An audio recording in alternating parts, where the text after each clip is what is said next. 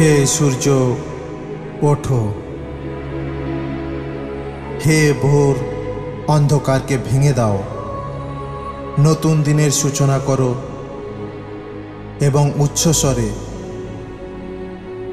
নতুন সকালের জন্য প্রস্তুত হও। পৃথিবীর শেষ প্রান্তে পূর্ব দিকের অতি রহস্যময় দেশে, যেখানে সকাল অনেক আশার আলো নিয়ে শুরু হয়, ঈশ্বরের মণ্ডলী পবিত্র শহর সারা জগৎকে আলোকিত করে।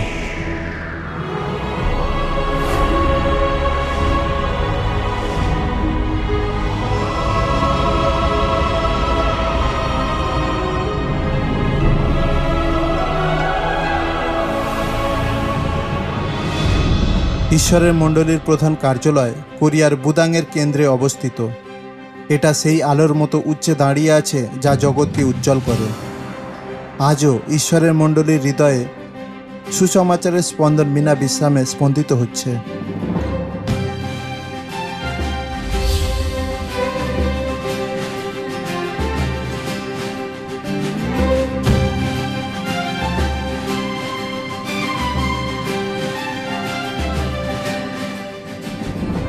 কোরিয়ার প্রতিটি জায়গায় ঈশ্বরের মণ্ডলী আছে।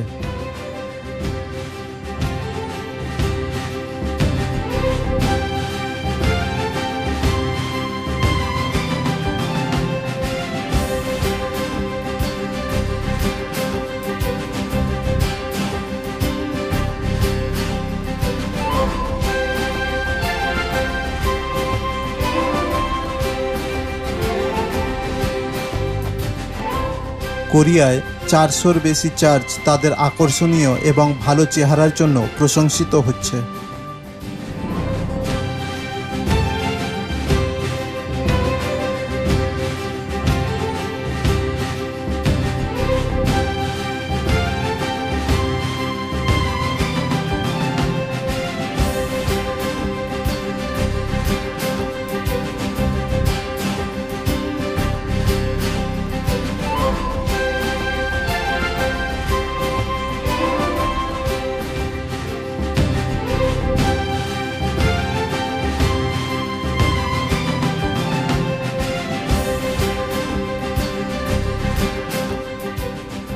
ঈশ্বরের মণ্ডলীর সদস্যরা ভালো কাজের দ্বারা এবং তাদের প্রতিবেশীদের সুখ দুঃখের সহানুভূতিশীল হয়ে তাদের সমাজে ভালো উদাহরণ হিসাবে কাজ করেন।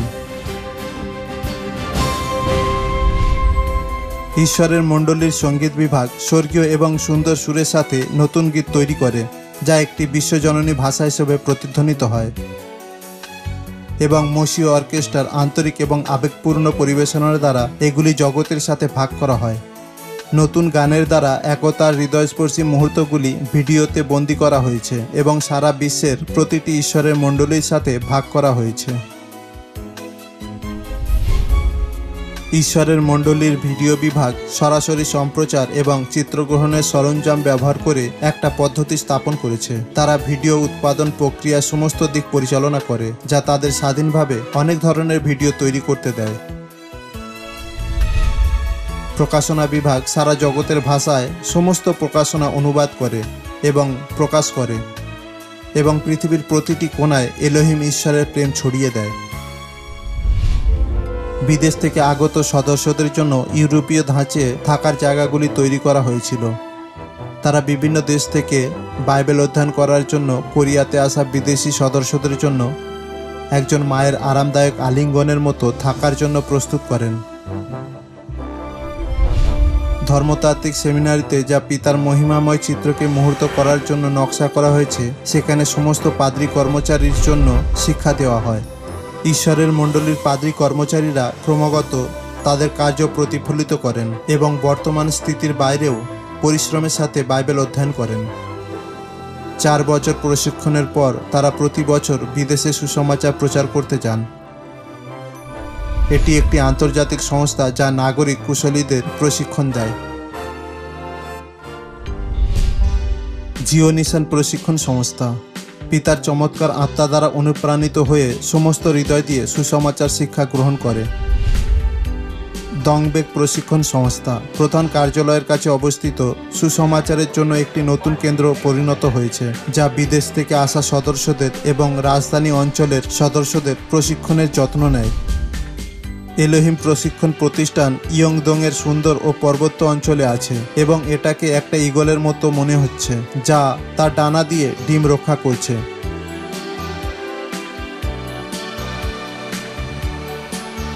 এই প্রশিক্ষণ বাইবেল শিক্ষা দেওয়ার সাথে জড়িত এবং বিদেশি সদস্যদের কাছে কোরিয়ার পরিচয় করিয়ে দেওয়ার জন্য ওকছন গো অ্যান্ড কাম প্রশিক্ষণ প্রতিষ্ঠানের সাথে একসাথে কাজ করছে। ওকছন গো অ্যান্ড কাম প্রশিক্ষণ প্রতিষ্ঠান ওকছনে অবস্থিত, যা শিল্পকলার স্বদেশ হিসাবে পরিচিত। এই সংস্থাটি কোরিয়াতে এর চমৎকার সুবিধার জন্য স্বীকৃত। এটি 15,000-এর বেশি অংশগ্রহণকারীদের সাথে বড় অনুষ্ঠান আয়োজন করতে দেয়। বিদেশি সদস্যদের সাথে সাক্ষাৎ করার দ্বারা এবং ঈশ্বরের মণ্ডলীর সাথে সারা জগতে এর সুনাম প্রসারিত করার দ্বারা এটা কোরিয়া ও জগতে একটা ল্যান্ডমার্ক হয়ে উঠেছে।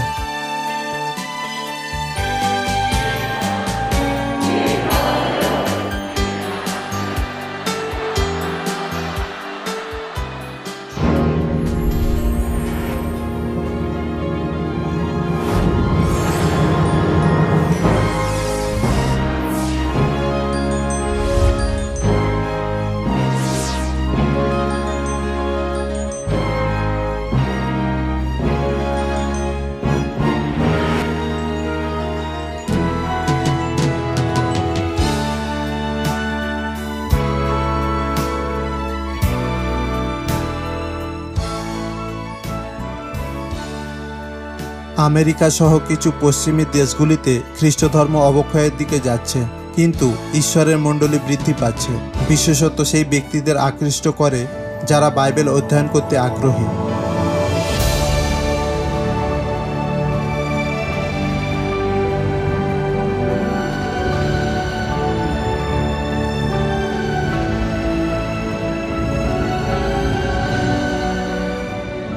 এলএ মণ্ডলীর প্রথম দিনগুলি থেকে শুরু করে মাত্র কয়েক বছরের মধ্যে সুসমাচার সমগ্র আমেরিকায় ছড়িয়ে পড়েছিল। এটা ঈশ্বরের মণ্ডলীর মধ্যে আমেরিকার সমাজের একতাকে প্রকট করে।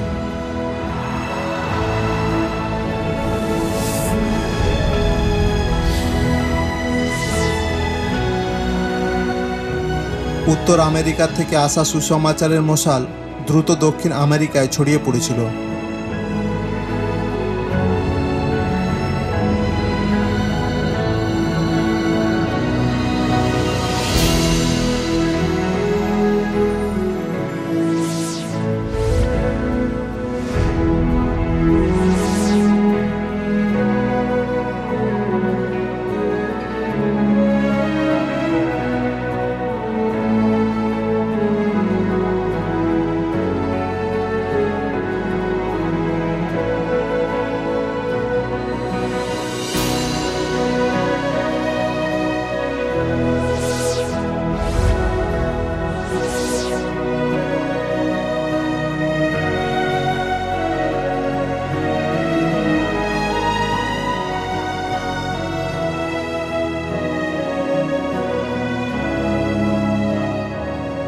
সুসমাচারের উৎসাহী এবং উল্লেখযোগ্য প্রভাব এশিয়া, আফ্রিকা, ইউরোপ এবং ওশিয়ানিয়াতে দ্রুত ছড়িয়ে পড়েছে।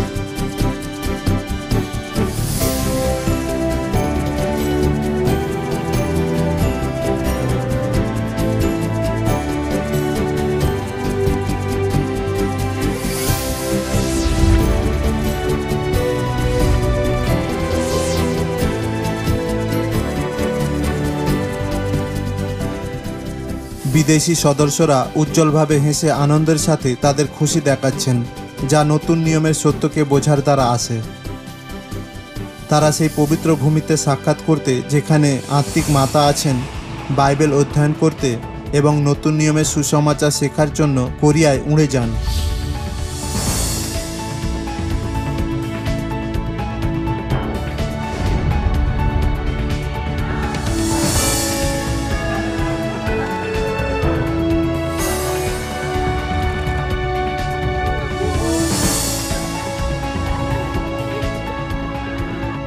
2001 সাল থেকে শুরু করে কোরিয়াতে আসা বিদেশি সদস্যদের সংখ্যা ক্রমাগত এবং উল্লেখযোগ্যভাবে বৃদ্ধি পাচ্ছে।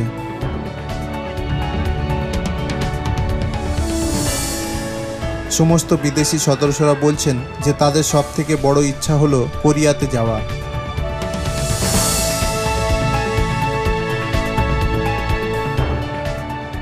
তাদের কাছে কোরিয়া হলো সত্যিই একটা হারিয়ে যাওয়া এবং আকাঙ্ক্ষিত দেশ, যাকে মাতার দেশ বলা হয়েছে।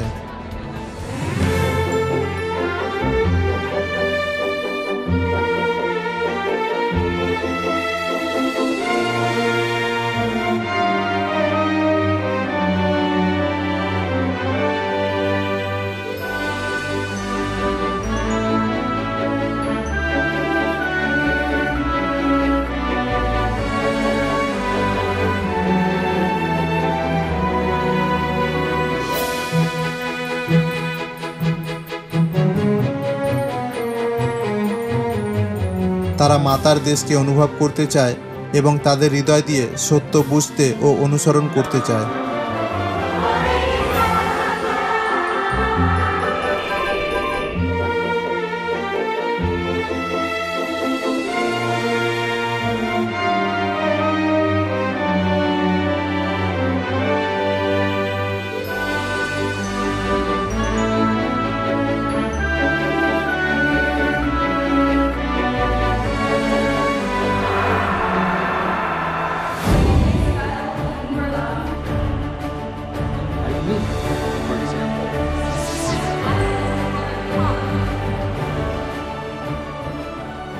ঈশ্বরের মণ্ডলীর সত্যের জ্যোতি চমকাচ্ছে এবং জগতের ভবিষ্যৎকে উজ্জ্বল করছে। জেরুসালেমের আসল হলেন আমাদের স্বর্গীয় মাতা। আসলে এটা হলো সেই জায়গা যেখানে স্বর্গীয় মাতা বাস করেন, ভবিষ্যৎবাণীর দেশ। তাই আমি এখানে সেই জীবন জল গ্রহণ করতে এসেছি যা শুধুমাত্র কোরিয়াতেই মাতা ঈশ্বরের কাছ থেকে আপনি পেতে পারবেন। আমি গভীর জ্ঞান অর্জন করতে কোরিয়াতে এসেছি এবং ফ্রান্স ও ইউরোপের সাথে ঈশ্বরের শিক্ষা ভাগ করতে এসেছি, যেখানে লোকেরা আত্মিকভাবে পিপাসিত। আমি সবসময় চিন্তা করেছিলাম যে বিজ্ঞান এবং বাইবেলের মধ্যে একটা দ্বন্দ্ব আছে, কিন্তু যখন আমি ঈশ্বরের মণ্ডলীতে এসেছিলাম আমাকে দেখানো হয়েছিল যে সমস্ত বাইবেল ভবিষ্যৎবাণীতে ভরা ছিল এবং ভবিষ্যৎবাণী 100% সত্য হয়েছে। আমি এমন জিনিস দেখেছি যে বাইবেল কখনো মানুষের দ্বারা লেখা হতে পারে না, এটা শুধুমাত্র ঈশ্বরের কাছ থেকে আসতে পারে। বাইবেল হলো সত্য, বাইবেল হলো সম্পূর্ণ সত্য। যেহেতু আমি ছোট ছিলাম, আমি সবসময় আশা করতাম মাতা ঈশ্বর নিশ্চয়ই আছেন এবং শুধুমাত্র এই মণ্ডলী আমাদের স্বর্গীয় মাতার গভীর সত্য শিক্ষা দেয়। উদ্ধস্ত জেরুসালেম হলেন আমাদের মাতা। আমি বাইবেলের সমস্ত ভবিষ্যৎবাণী বিশ্বাস করি এবং মাতাকে বিশ্বাস করি। আমার মনে হয় না যে মাতার অনুগ্রহ বর্ণনা করার মতো কোনো শব্দ আছে, কিন্তু এটা শুধুমাত্র সত্যি কোরিয়ায় আসা স্বর্গীয় মাতার সাথে দেখা করা। তারা সত্যি সেখানের সেই প্রেম বুঝতে পারে যা তিনি সকলকে দেন। সুসমাচারে আসার আগে আমার সম্পূর্ণ আলাদা ব্যক্তিত্ব ছিল। এখন আমি সিওনে ঈশ্বরের সন্তান হিসাবে সংশোধিত হয়েছি। আমার ব্যক্তিত্ব ও চরিত্রে অবশ্যই একটা ব্যাপক পরিবর্তন এসেছে। এই পরিবর্তন এতটাই মহান যে লোকেরা অবাক হয়ে বলে, কিভাবে একজন ব্যক্তি এত পরিবর্তন হতে পারে। আমার মনে হয় আমরা সবাই একটা সম্পূর্ণ পরিবারের অংশ। আমাদের পিতা ও মাতা আছেন, আর সেটা ঈশ্বরের মণ্ডলীকে বিশেষ করে তোলে। ঈশ্বরের মণ্ডলী জীবন্ত। ঈশ্বরের মণ্ডলী আজ এখানে পৌঁছেছে কারণ মাতা সবসময় সদস্যদের প্রেমের সাথে তার শিক্ষা দিচ্ছেন। মাতার শিক্ষা সদস্যদের তাদের প্রতিবেশীদের নিজেদের মতো প্রেম করতে এবং উষ্ণ হৃদয়ের সাথে জগৎকে দেখতে উৎসাহিত করে।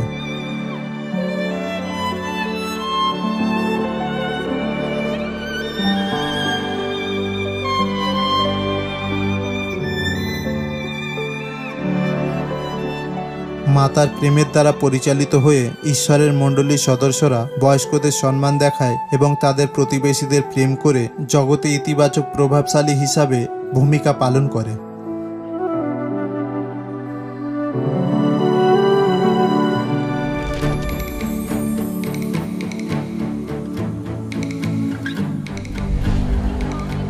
মাতার শিক্ষা যা প্রত্যেক সদস্যের হৃদয়ে গভীরভাবে গেঁথে আছে সেটা হলো আত্মিক পুষ্টি ও নির্দেশনা, যা শুধুমাত্র মণ্ডলীকে সুন্দর করে না, কিন্তু এর সদস্যদের আত্মাকেও শক্তিশালী করে।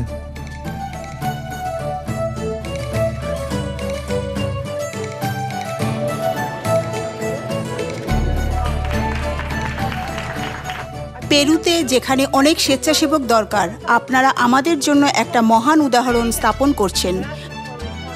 আমি ঈশ্বরের মণ্ডলীর প্রশংসা করি একটা সুন্দর মিশনের অনুভূতির সাথে সংগঠিত স্বেচ্ছাসেবা কাজ করার জন্য।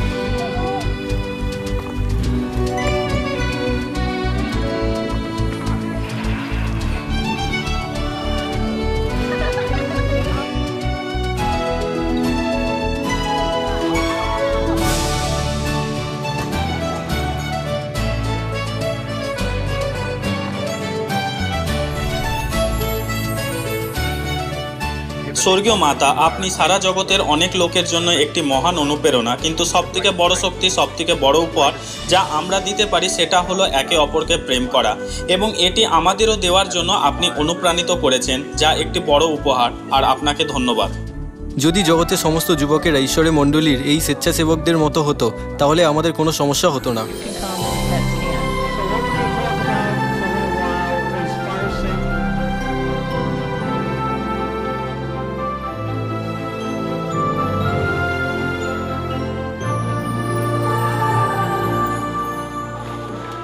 ঈশ্বরের মণ্ডলীর সদস্যদের সহানুভূতিশীল হৃদয় আছে, যারা তাদের দেশের আনন্দ ও দুঃখ উভয়ের বিষয়ে যত্নশীল, তা সেটা তাৎপর্যপূর্ণ হোক বা ছোট।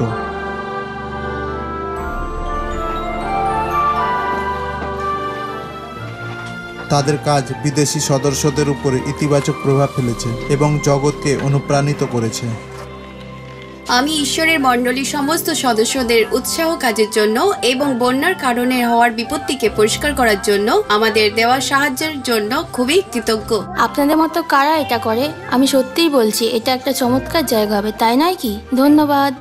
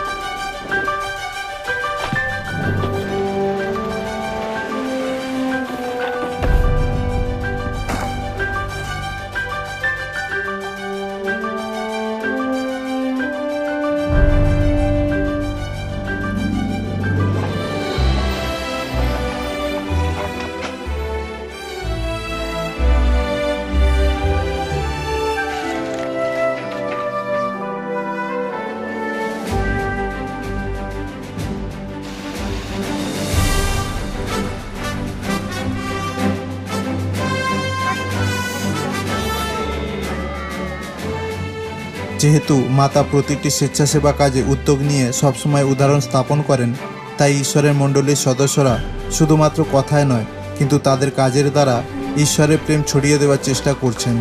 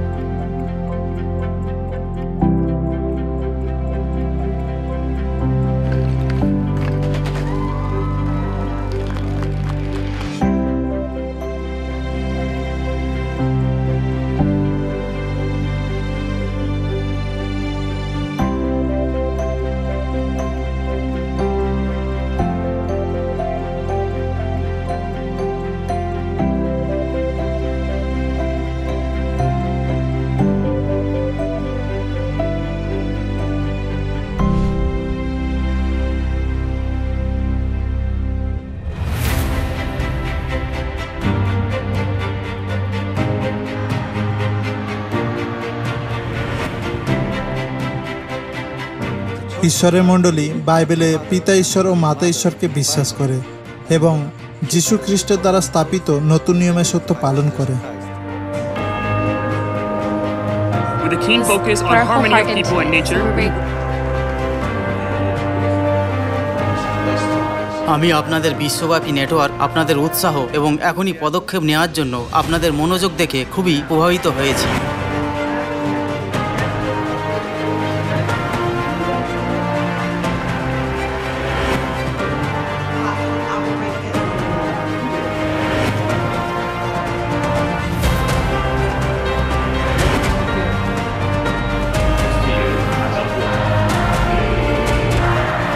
আপনারা জগৎকে আশ্বস্ত করেছেন যে আপনাদের হাতে ভবিষ্যৎ উজ্জ্বল ও ভালো হবে।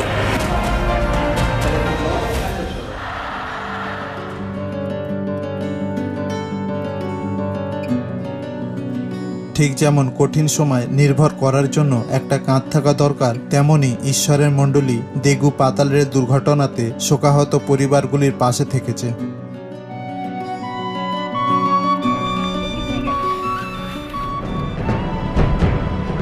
তারা 2002 সালে এশিয়ান গেমস, 2002 সালে প্যাসিফিক গেমস এবং 2003 সালে সামার ইউনিভার্সাইডের সমর্থক হিসাবে কাজ করেছিল। ঈশ্বরের মণ্ডলী সমাজের সাথে তার প্রেম ভাগ করার জন্য এবং সারা জগৎকে অনুপ্রাণিত করার জন্য সর্বোত্তম চেষ্টা করছে।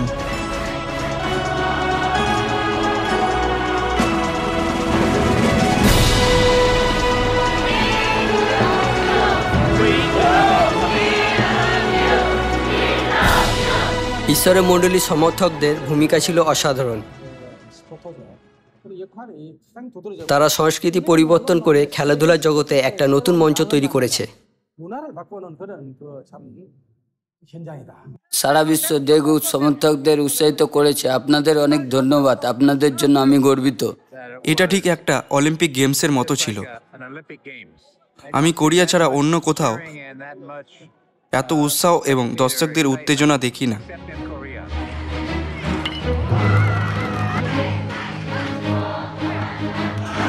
খুবই চমৎকার। আমি কল্পনাও করতে পারি না যে এখানকার সমর্থকরা ছাড়া এটা কেমন হতো। আমি প্রতিদিন সমর্থনের জন্য আরও প্রভাবিত হয়েছিলাম। সমস্ত দল এখানে এসেছে। এটা সত্যি, আমি আমাদের অনেক বিশ্বকাপে গেছি এবং আমি এখানে যা দেখেছি সেটা খুবই অনন্য এবং এটা দেখে আমি খুবই খুশি, কারণ সমর্থকরা শুধু কোরিয়ার দলকে নয়, সমস্ত দলকে সমর্থন করে।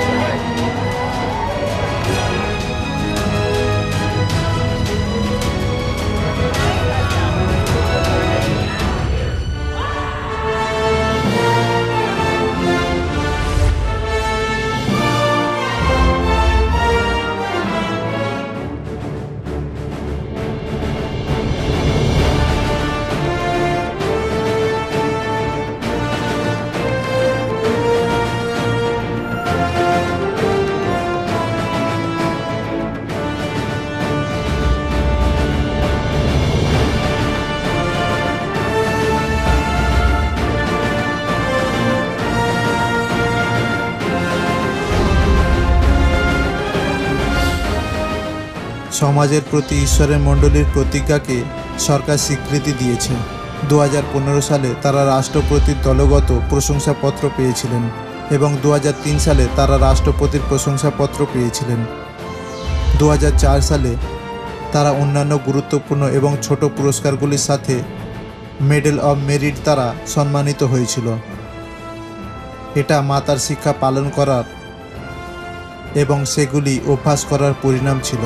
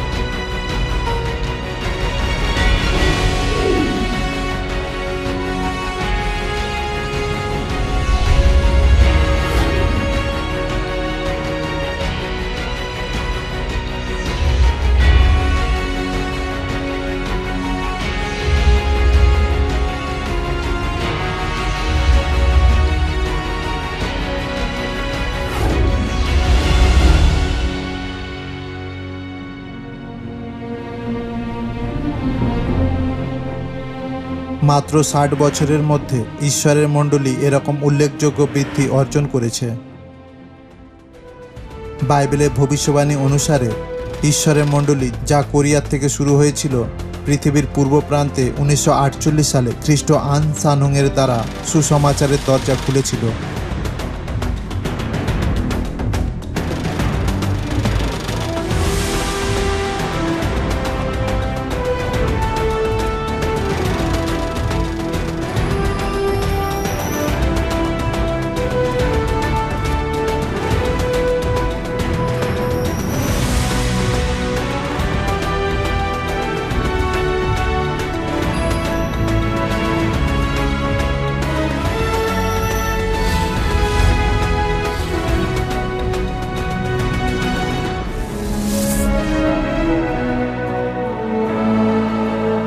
চমৎকার কোরিয়া, চমৎকার ঈশ্বরের মণ্ডলী। ঈশ্বরের মণ্ডলী আকাঙ্ক্ষার সাথে জগৎকে উৎসাহ ও করতালি দিচ্ছে।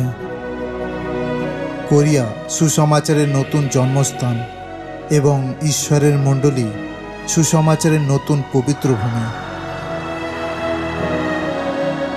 জগতের পদক্ষেপ এখন ঈশ্বরের মণ্ডলীর দিকে এগিয়ে যাচ্ছে।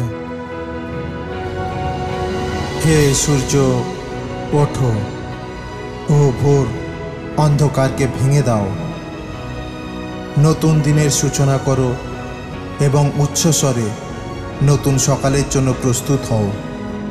পৃথিবীর শেষ প্রান্তে, পূর্ব দিকের অতি রহস্যময় দেশে, যেখানে সকাল অনেক আশার আলো নিয়ে শুরু হয়, ঈশ্বরের মণ্ডলী পবিত্র শহর সারা জগৎকে আলোকিত করে।